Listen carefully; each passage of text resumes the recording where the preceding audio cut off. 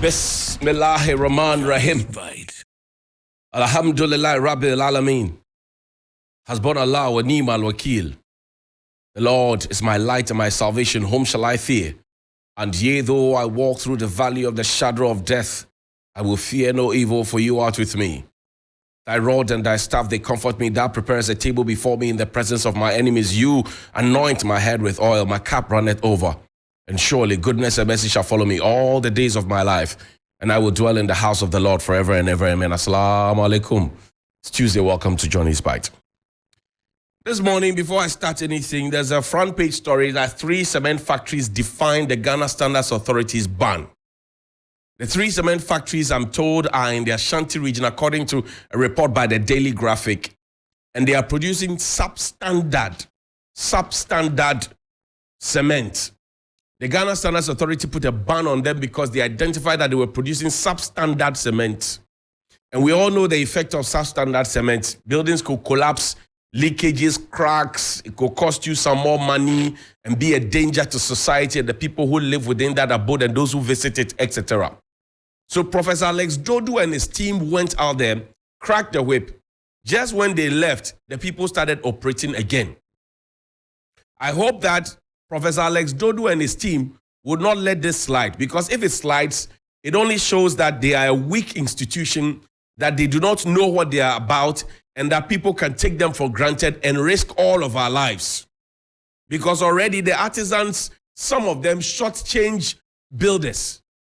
The artisans, property owner, they already shortchange you. Sometimes you buy 10 bags of cement and then they take 3 away before they start using the 6 to do the work that the 10 is supposed to achieve. So Professor Alex Domingabo, good morning to you, Prof. As for these 3 companies, you must deal with them. And until there's a Chinese company among, you must deal with them, because when you go to China, you can't go and misbehave like that in China. If they are Ghanaian counterparts, hold them accountable and deal with them. Some people must go to jail because of this. And I'll follow it up. Some people must go to jail because of this. The 3 Chinese companies, maybe I mentioned their names. The 3 Chinese companies, Zin and Safe Cement Ghana Limited in Kumasi, Kumasi Cement Ghana Limited, and Unisem Cement Ghana Limited. These are the 3 that have flouted the ban. 3 of them that have flouted the ban. Professor Alex Dodu, good morning to you. We must have standards. And I know you are trying to put in place the standards. Use them as scapegoats so others can learn from it as well. We have had enough of buildings collapsing in recent time. We have had enough of iron rods. We have had enough of building permits being granted left, right, center when people know that they are building. We have had enough of that. We want the systems to work. This is how to make the system work. And speaking of system that is supposed to work, I'm thinking why we have engineers in the country and why we still patch the Temamoto Way, which is made of concrete, which expiry date has long elapsed, with bitumen and asphalt. I'm still thinking, because that's akin to using chewing gum to try and fasten polybag together. You cannot achieve anything. That's what we are doing. So while on the Tamale Walewale Bogatanga Road, please show me that image. Tamale Walewale Bogatanga Road, they are patching concrete in bitumen or asphalt. Down south, Temamoto Way is busy patching asphalt with concrete. So there's a picture of a highway, Tamale Walewale Bogatanga Highway. It's an asphalt road, a bitumen road, or whichever one it is, because I'm not a technical person. Kota, as they call it, or whatever, I don't know what it's called. But you see that they have patched it with concrete. They have patched that part with concrete. And you ask yourself, what's happening? Then you come to Accra, and then they are patching, the road is made of concrete, and then they are patching it with what do you call it, asphalt. So this is the Tamale Walewale Bogatanga Road. Do you see the concrete there? This one, we are doing improper fraction. The road is made with, oh, Charlie. What kind of a backward march to a forward march agenda is this? So the engineers at our Ministry of Roads and Highways urban roads, all those roads. Do they see this as normal? Because this is abnormal. This is certainly abnormal. Look, play Prophet Kofi Odure's video for me. Prophet Kofi Odure, he spoke about this. He's also become a target. As for this country, when you speak your mind and you speak the truth and you speak the truth of the people, you become a target. He spoke about this. He has spoken about it about 3 times. I had cause to speak about this in 2018. The Temamoto way as it is now is a horror movie. I've said it.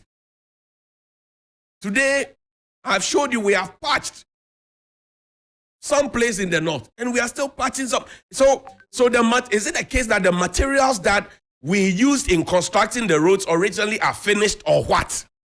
Or they stopped manufacturing them and we can't get some? Is it that case?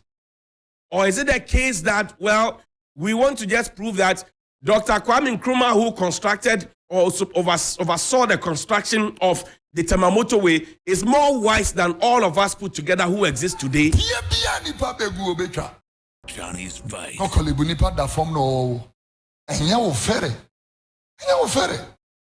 Temamoto Way, last week, I'm going to say it again. Concrete road, it tuni apache aye the asphalt kotare. Unnim nyansa kura na de no aye de aye no fa no aye. Huh? We have a whole institution for roads and highways. Where are the engineers? Concrete road, what I did in building technology, concrete roads, the expiring date. Expiring date, we need to strip the surface and do an overlay on it again. And one thing I iron rods, a blinding work on it. By engineering, we strip the surface and put one there. Ghana angwani roads, to asphalt are normal to abroche to asphalt, recycle, noa. And make it part of the road, and put a top lay on it. Shed your motor. I'm all toge a scammer, a dine at Tama gear. A conwich in name no soon if keys can go see as some children for because I ain't scared and wood. And then I Johnny's on Sunrise. Oh, dear. No, Ubeti, I'm telling you. And Nipa no abano asonu abetina Rome and Presby Anglican Methodist Apostolic Alabasta. By honorable, honorable. You don't do the honorable thing, you are called honorable. We are very interested. And we are very interested. Me look at the young man say fine go say or drive a quite so BBPA bra. Theatre and all that. I did on my come here said in Nipanda so trained. Johnny's Vice. I so trained. Aso for the Abania Bigina home, I don't for moon, so mon come and Tony, Yamiatons, our friend. Oh, Mary. Johnny's Yamiatons, our friend. Oh, Mary, oh, my Metias in Yamiatons, our friend. We are very interested. Hallelujah. And we are very interesting people. He put it succinctly. Young people are dying on the roads because the roads are bad. And then they say, oh, God has called him. God has not called you. Your mother is alive. They say, God has called you. To come and do what? That's what the pastor is asking.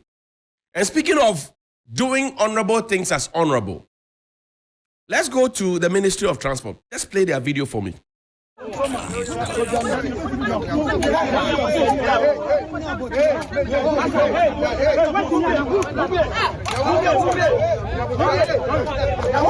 These persons have not been paid for 2 years. The budget was read in 2021. The Minister for Roads and Highways decided on his own to cancel road tolls even before Parliament could debate, do the appropriation and approve of the budget for 2022. So the monies that we're supposed to get as in the last quarter or so of 2021, we didn't get that money. He's still at post. Then he told these persons living with disability who are today being prevented from entering the Ministry of Roads. And in fact, the lady there, she said the metallic gate was used to hit her head. She sat in front of me here in the studio. They have not been reassigned as promised. They have not been paid their arrears for 2 years. And One of the gentlemen also here told me that, look, in fact, they are president of the association. He told me that the Minister for Transport told him that if they pay their monies, it will be causing financial loss to the state. Listen to it all. They are not begging for alms. They are not begging for handouts. They have actually worked for the nation. They are owed their monies. How much do they even pay them? 800 cedis. They make a few deductions. By the time it is done, it's 700 cedis. And you saw how the security men were pushing them out because master has told them to push the persons who are differently abled out. Order from above. A very foolish approach to living. Order from above. And sometimes you don't know who is hiding behind the curtain to scream, order from above. We are so wicked as a country that even persons living with disability, we are starving them. We starve the children in school with school feeding. We take pensioners' bonds. We give them haircut that they have not asked for. Young people are not giving employment. We punish them as well. And then persons living with disability, we also punish them as well. Then when we finish, we'll group and say, God bless our homeland, Ghana, and make our nation great and strong. These are the things that if we stop, our nation will become great and strong and God will bless us. So we don't have to be wasting God's ears. Persons living with disability. Play the video. Don't show my face. Just play the video. I want it to sink in this morning. Somebody will take his bat or her bat and go to work. They have been taking their salaries since they asked these people to stay off work. They have been taking their allowances since they asked these people to stay at home. They have been taking their per diems. They have been fueling their vehicles. Their garden boys and all of them, they still come to work for them. The PAs and the rest, they all come to work. They take their salaries. Persons living with disability, 2 years. Even those of us who are able-bodied, sometimes we struggle. Now, persons living with disability, they have been put in this bracket. How do you want them to survive? How do you want them to survive? That's a question. How do you want them to survive? Is there any level of dignity that is left to be bestowed upon them? Because now you have reduced them to the barest minimum. They have to now fight to gain access to come and collect money that is due them. The toll booths were working. We were not complaining. But because you wanted to introduce e-levy and you wanted to get a certain public herald around it, you hurriedly and hastily, before Parliament approved of whatever, you cancelled the road tolls. And then you had your leaders in Parliament shamefully telling the whole world that Ghanaians did not understand, so they were fighting at the tolling points. What kind of insult is that? And up until now, the police have not arrested anybody. Nobody has been prosecuted for fighting at those same places. But you said you're going to send MTTD officers to the tolling points. And we spent 1 million cedis to decommission those tolling points. Oh, you didn't know? We spent 1 million Ghana cedis, you and I, our taxes. 1 million cedis to decommission those places. Now we want to bring the toll booths back. Out of shame, we cannot hurriedly do it. And here, we are keeping persons living with disability, people in wheelchairs, people in crutches, people who have their legs amputated, hands amputated. We are keeping them hungry for 2 years. But we were able to gather money, 400 Ghana cedis each, to give to delegates, a total of 80 million. We were able to put together money, 300 Ghana cedis to give to delegates. We were able to give them t-shirts. We were able to give them packs of rice. We were able to buy pickups. We were able to fuel those pickups. We were able to go from church to church, giving donations, mosque to mosque, giving donations. We were able to hold rallies. Because all we are looking for and looking at is the next election, not the well-being of the people. That is the height of our level of wickedness and insensitivity and lack of fellow feeling. I know I'll be under attack, spiritual and physical, but I have a big God. I have a very, very big God. I tell you, take me to GRA. Take me to GRA. Just put the release there. There are concerns as workers. They have some concerns. We will read it together. That's the last thing we are doing today. We'll wrap up. Tomorrow we'll continue. They have some concerns. Please enlarge it for me so we can read it. We'll read it together. Now, this is to all staff. Ghana Revenue Authority. No, go to the next one. This is a memo. Let's go to the staff concerns. It's down there. They have concerns. They have concerns about recruitment that has been shrouded in secrecy. They have concerns about contracts. They have concerns about some IT thing that we have procured which is not working. Now, look at it. It's dated the 3rd of November, Johnny's and I've Bite. kept this. I'm yet to get a response from the GRA proper. Addressed to the Commissioner General, Ghana Revenue Authority, Head Office Accra. And it says staff concerns.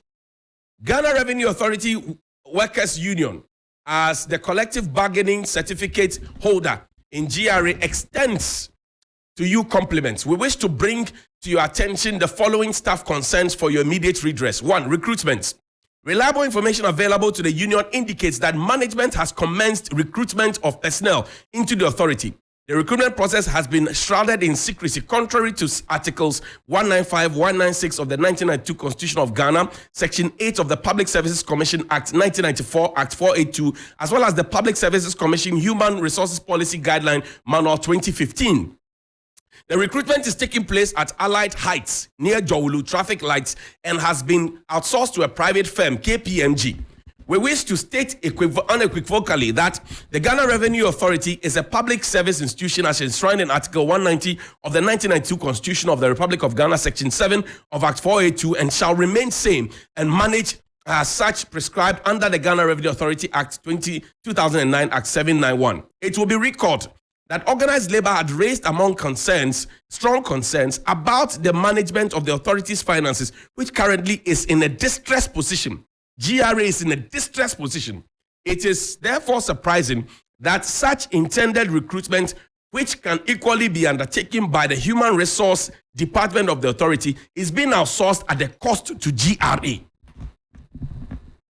Now, it says the Workers' Union is also aware that the ongoing recruitment exercise is being carried out without equal opportunity offered to contract staff. That's the NAPCO interns who were told will be trained. They would have gained experience after 5 years, who have been with the authority for past 5 years. The mode of recruitment is, in the view of the union, considered very unfair. These officers, in the opinion of the union, have considered their experience gained on the job and the pledge made by management to be offered the first option anytime recruitment will be carried out in the authority cannot be left out. We have cited a memo from HR department hastily requesting for some details of these contract staff, NAPCO interns, with such a short submission timeline. Sir, we have seen these kinds of requests from the HR department in the year 2020 when interviews were even conducted, but all ended in a mystery. This is contrary to the stated standard recruitment procedure as required of the GRA being a public institution. Sir, we wish to state that the action of recruitment of external persons without first consideration of the contract staff must stop and be reversed. The timing for this exercise is even anti-revenue as much as it's demoralizing to our hard-working staff, undermining of department in GRA. Sir, we have closely observed how some departments and divisions have been run over the years with no substantive heads, and which we perceive to be a deliberate attempt to render performance of these heads ineffective so as to pave the way for external recruitment and outsourcing of their functions. The state of affairs has the tendency to not only demotivate the affected staff, but also the entire staff of the GRA, since there is no proper prospect for progression of staff to the top management. It has become crystal clear with the recent head count undertaken by external audit service. This, we believe, is because of the recent recruitment style of the management, which is not ensuring the internal audit department performs. Oliver, endorse me. There's a contract issue. There's a contract issue that has to be dealt with quickly, and then we'll wrap up. It's a contract issue, part of this one, that they have done some contracts and they have done some procurements, which some have not functioned for 4 years. Right? Sisters, let's go. There's a procurement issue. Procurement. That they have procured some IT stuff. Beautiful. Now it says that each such exercises that it used to. Furthermore, there's a functioning information technology audit unit. Yet all review of internal IT systems for improvement or replacement are almost always outsourced. We wonder if GRA's financial resources are limitless. There is an appalling trend which clearly bears a mark of institutional failure and imaginative collapse, where officers who have duly served in various capacities over the decades in the authority are only appointed into acting positions forever without confirmation. This trend must be reversed immediately. Now listen to the contracts. This is where the juice is. Procurement of IT software its licensing and general IT contracts are awarded with no direct input from the technical officers in GRA. Quite recent among them is the cyber security contract, which is about 380 million Ghana cedis to be executed within a year. A whopping $70 million network connectivity, network infrastructure, which for over the past 4 years is still not functioning. We have spent $17 million not functioning, 380 million for infrastructure that there was no consultation inside. Now, the procurement of the Dell laptops and desktop computers, which leaves much to be desired, is among the ills of the IT procurement process undertaking. Information available to us also indicates that management intends to procure body cameras for custom officers. In fact, all of these procurements put pressure on the limited resources, and the workers union therefore wishes to ascertain the value for money of such procurements. I'll continue tomorrow. Johnny's Bite. What they are saying is that GRA is cash strapped. Procurements are happening without the tacit involvement of the professionals within GRA. Recruitment is being done over the head of the HR department. It has been outsourced. The NAPCO people who have worked there for 5 years have been ignored. So they are bringing new people, friends and cronies and people who are connected to them and all of that. Tomorrow, we will continue.